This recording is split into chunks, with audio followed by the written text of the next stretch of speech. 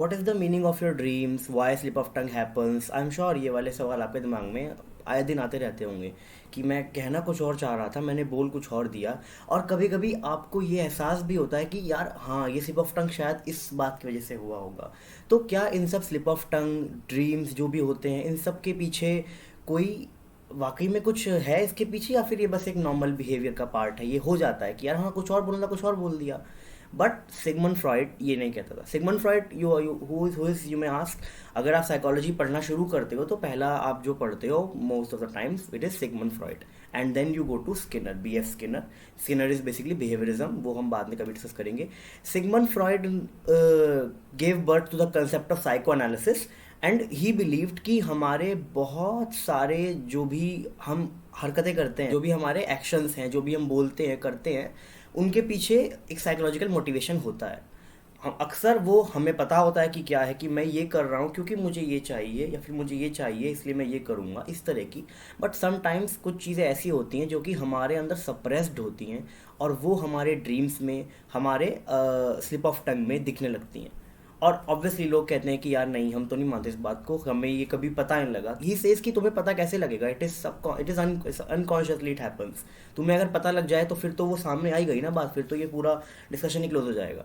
तो अब ये तो आपको एक समरी अगर मिल गई है इस सब की, तो हम स्टार्ट करते हैं कि ये चीज़ शुरू कहाँ से होती है।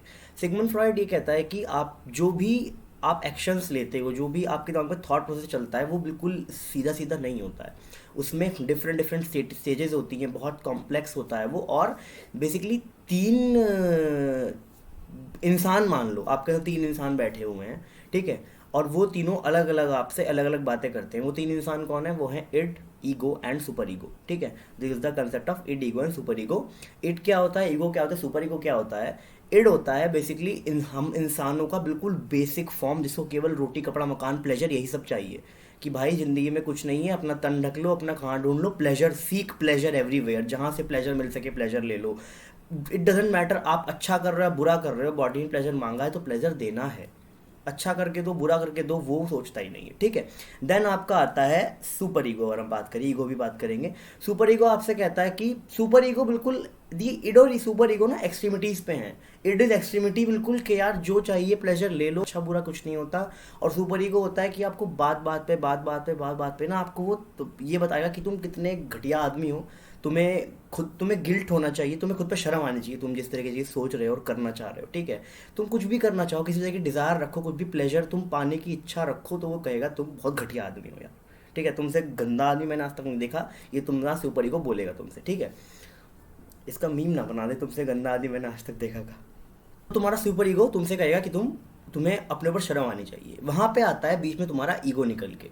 ईगो नॉट दैट अहंकार वाला ईगो, ईगो मतलब यू, जो आप हो, तुम्हारा self, at the definition of self, ठीक है।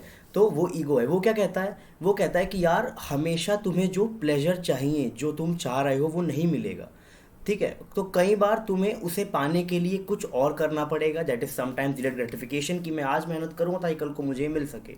और समटाइम्स आपको प्लेजर नहीं मिल सकता है, आप उसको नहीं ले सकते, उसको एक्सेप्ट करो और आगे बढ़ो। ईगो आपसे ये कहता है, बेसिकली ईगो समझदार व्यक्ति है थोड़ा, वो आपकी इन दोनों एक्सट्रीमिटीज़ में से देखता है कि यार क्या प्रैक्टिकली पॉसिबल है इस धरती पे, इस दुनिया में, और उसको लेके वो काम करता है। अब कई बार क्या होता है कि हमारे इड से कुछ इस तरह की चीज़ें, इस तरह की डिज़ायर्स, थॉट्स निकल निकल के आते हैं, जो कि हम सुपर ईगो तक पहुंचने भी नहीं देते। क्यों? क्योंकि हमें वो गिल्ट नहीं चाहिए, और हम खुद को ऐसा नहीं होता, कुछ गलत थॉट आता है, हम उसको रोकते हैं कि यार ये थॉट ना, फिर वो बार बार और आने लगता है। तो बेसिकली हम उसको बहुत ट्राई करते हैं कि वो उसको हम आर्टिकुलेट ही ना करें, उस थॉट को हम प्रोसेस ही ना करें। और जो वो unprocessed, this is the right word, unprocessed, जो वो अनप्रोसेस्ड थॉट्स होते हैं, वो कहीं तो निकलेंगे, आप उसे कभी पूरा खत्म दबा नहीं सकते। सिगमंड फ्रॉइड यही कहता है कि आप किसी भी थॉट, किसी भी डिज़ायर को दबा नहीं सकते। अगर आप उसे सप्रेस करोगे तो वो आज नहीं तो कल किसी ना किसी फॉर्म में बाहर आ जाएगी। और अक्सर वो आपकी जो सप्रेस्ड थॉट्स होते हैं, अनप्रोसेस्ड थॉट्स और डिज़ायर्स होती हैं, वो निकल के आती हैं आपकी ड्रीम्स में और आपके स्लिप ऑफ टंग में, ठीक है। आपको कुछ इस तरह के सपने आएंगे और स्लिप ऑफ टंग इस तरह का हो जाएगा, जो कि अक्सर आपको समझ में आएगा कि यार ऐसे चांसेस लग रहे हैं कि ये जो मैंने बोला अभी गलती से, वो उस बात की वजह से मैंने गलती से बोल दिया, और ये जो ड्रीम मुझे आया था कल को, वो शायद इस वजह से आया क्योंकि मैं ये सोच रहा था। Most of the times it happens कि दिन में आप जो करते सोचते हो वही आपको ड्रीम में दिख जाता है। और कुछ ऐसे ड्रीम्स होते हैं जो कि बहुत एम्बिगुअस होते हैं, या फिर आपको नहीं समझ में आता कि यार ये क्या है, मैंने तो ऐसा कभी कुछ सोचा भी नहीं, बट आपने कभी ना कभी इस तरह कुछ सोचा होगा। Not exactly that thing but on the same lines. और वही डिजायर्स जो सप्रेस्ड है वो आपके दिमाग में ड्रीम्स की तरह आते हैं। ये मैं इस तरह बोल रहा हूँ कि मैं कह रहा हूँ ये सब हुआ है, ये मैं नहीं कह रहा हूँ, ये सिगमंड फ्रॉइड ने कहा था। और एक हमेशा बात याद रखना, मेरे चैनल का बैनर भी यही है कि ऑफेंड मत हुआ करो किसी भी चीज़ से, क्योंकि मैं ये क्यों कह रहा हूँ कि सिगमंड फ्रॉइड अगर मैं और आने वाली वीडियो में कवर करूँगा तो उसने ऐसी बहुत सारी बातें कही हैं जो कि हमारे बहुत सारे मॉरल्स, एथिक्स, रिलीजन, इन सबसे मेल नहीं खाती। हमारा सोसाइटी में जो चीज़ें एक्सेप्टेड है उनसे मेल नहीं खाती। तो कई अक्सर ऐसा होता है कि लोग सिगमंड फ्रॉइड को आउटराइट गलत बोल देते हैं बिना सोचे समझे। क्यों? क्योंकि वो उनको लगता है कि यार ये तो बात बोल ही नहीं सकता, ये तो बहुत गलत बात बोली तुमने। तुम अगर सिगमंड फ्रॉइड को थोड़ा पढ़ने जाओगे तुम्हें अपना समझ में आएगा मैं क्या कहना चाह रहा हूँ। जिन लोगों ने फ्रॉइड को पढ़ा है उनको समझ में आ रहा होगा कि मैं क्या कहने की कोशिश कर रहा हूँ। तो जब भी कोई चीज़ पढ़ने जाओ तो पहले तो ये अपने उसको, है ना, मैंने यही लिखा है बैनर में भी, एरिस्टोटल ने यही कहा था कि किसी चीज़ को बिना एक्सेप्ट करे केवल उस चीज़ को देख पाना, समझ पाना कि क्या है, ऊपर नीचे से पूरा उसको अंदर तक, ये समझदार व्यक्ति की निशानी होती है। कोई भी थॉट है उससे एकदम ऑफेंड मत हो जाओ, ये क्यों कह दिया, देखो तो उसको क्यों कहा उसने। आपको अगर उसे गलत प्रूफ भी करना है कि यार ये तुमने गलत कहा है, ठीक है, उसको समझो, देन लॉजिकली उसको गलत प्रूफ करो ताकि वो वाकई गलत प्रूफ हो जाए। आपके मान लेने से कि यार ये तो गलत कह दिया तो सब लोग नहीं मान लेंगे ना गलत कह दिया, अनटिल अनलेस तुम उसके लिए कोई लॉजिक लगाओ कि यार ये बातें हैं, इस वजह से ये बात गलत है। That is a better way of looking at things. ठीक है, तो सिगमंड फ्रॉइड ने कहा था कि तुम्हारी इड, ईगो, सुपर ईगो आपस में लड़ते रहते हैं और तुम्हारी ईगो तुम्हें बताती है कि क्या करना है, और कुछ डिज़ायर्स जो सप्रेस्ड होती हैं, जो तुम प्रोसेस नहीं करते हो, वो तुम्हारे ड्रीम्स में, स्लिप ऑफ टंग में निकल के आ जाती हैं, आज नहीं तो कल, नहीं तो बाद में। ठीक है, सिगमंड फ्रॉइड ने बहुत सारी इस तरह की बातें करी हैं। बेसिक साइको एनालिसिस एक बहुत बड़ा टॉपिक है जिस पे कि हम डिस्कस कर सकते हैं, though I want to discuss it in a live stream और समथिंग। ठीक है, क्योंकि वहाँ पे हम अच्छे से समझ पाएंगे, बात कर पाएंगे। मेरा मेन एम ये भी है, मतलब कि एक बार हम थोड़ा ऑडियंस बिल्ड कर लें, हमारे पास कुछ लोग हों जो कि रेडी हूँ बैठने के लिए, कि हम बैठ के सुन सकते हैं, पढ़ सकते हैं, समझ सकते हैं। देन हम लाइव स्ट्रीम भी करा करेंगे कि यार अब आज हम इस चीज़ को पढ़ रहे हैं अच्छे से बैठ के, क्या बात हो रही है। ठीक है, ठीक है, तो साइको एनालिसिस पे मैं बनाऊंगा, उसको ट्राई करूंगा जो आर्टिकुलेट करके एक्सप्लेन करने की, और उसके कॉम्प्लिकेशंस क्या थे, उसकी साथ में स्टोरी क्या थी, और भी चीज़ें हैं, या जैसे कि और चीज़ें हैं, एडिपस कॉम्प्लेक्स है, इसके बारे में एक वीडियो बनता है छोटा सा ये भी। ठीक है, तो ऐसी बहुत सारी चीज़ें हैं, एक पेनिस एनवी है, उस पर वीडियो बन सकता है, ये भी सिगमंड फ्रॉइड का दिया हुआ है।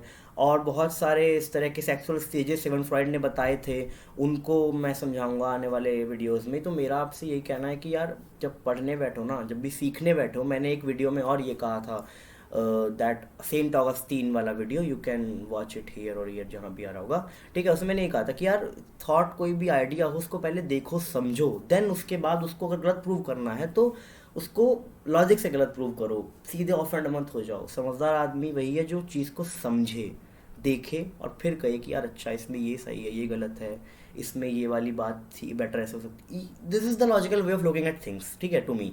ठीक है, तो ये थी छोटी सी एक video about id, ego and super ego. Basically ये कहता है सिगमंड फ्रॉइड कि आपके ड्रीम्स और आपके स्लिप ऑफ टंग यूजलेस नहीं होते, आप उनको देखो और समझो कि क्या वो डिज़ायर्स है जो आपने सप्रेस कर रखे हैं, या फिर कुछ थॉट्स जो आपने अनप्रोसेस कर रखे हैं। दैट डजंट मीन कि आप अपनी हर डिज़ायर को जाके फुलफिल करो। कुछ डिज़ायर्स फुलफिल नहीं कर सकते आप, और नहीं करना चाहिए कुछ डिज़ायर्स को ऑब्वियसली, जो कि आपको पता है ये सही है गलत है। ठीक है, लेकिन उन थॉट्स को प्रोसेस करो, एक्सेप्ट करो, अपने ऊपर अपने थॉट्स पे पहले ही गलत सही का ठप्पा मत लगा दो। मैंने ये बात हाउ टू थिंक वाले वीडियो में कही है, अपने ऊपर गलत सही का ठप्पा मत लगाओ कि यार ये गलत है, ये सही है, मैं सोच ही नहीं सकता। सोचने से क्यों डर रहे हो?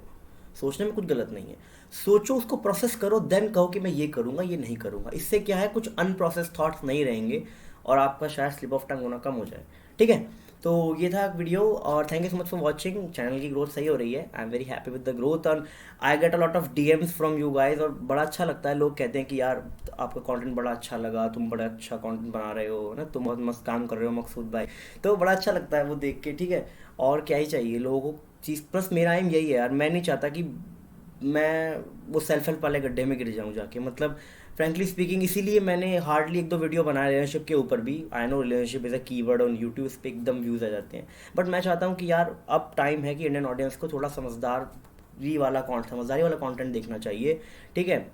तो फिलॉसफी और साइको, मेरा मानना ये भी है कि फिलॉसफी की ना पढ़ाई जब तक हम लोग एग्ज़ाम पास करने के लिए करते रहेंगे ना, तब तक हम लोग आगे नहीं बढ़ पाएंगे। फिलॉसफी इज बेसिकली सोचना, to question, to think and then to arrive at a conclusion which you can question again, ठीक है। तो जब तक हम ये नहीं करेंगे, हम फिलॉसफी को अपनी लाइफ का पार्ट नहीं बनाएंगे, तब तक हम लोग शायद कभी ग्रो ही ना कर पाएँ। फिलॉसफी केवल एब्स्ट्रैक्ट चीज़ नहीं होती, आपके जितने भी सब्जेक्ट्स आप पढ़ रहे हो उनकी भी मदर फिलॉसफी ही है। आप लोग चीज़ों को क्वेश्चन करते थे, पहले क्वेश्चन करके उनका आंसर ढूंढते थे, एंड देन उनको पता लगता था कि अच्छा यार ये बातें हैं, देन कोई और आके उसको अगेन क्वेश्चन करता था। आज हमारे पास जो भी है वो क्वेश्चनिंग की वजह से है।